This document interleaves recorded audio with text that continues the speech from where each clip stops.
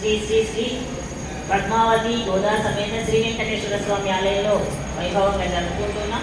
అందులో ఈరోజు విశేషమైనటువంటి రోజు. మనకు ఆచార్యులను ముందుంచుకొని, భాగవతోత్తములను ముందుంచుకొని భగవత్ సన్నిధికి వెళ్ళి భగవంతుని దర్శించుకోవాలి అని మన అమ్మ గోదమ్మ తల్లి చెబుతున్నటువంటి విషయాన్ని రోజుకు ఒక పాశురం చొప్పున మనము అనుభవిస్తున్నాం, అర్థాన్ని తెలుసుకొని ఆనందిస్తున్నాం.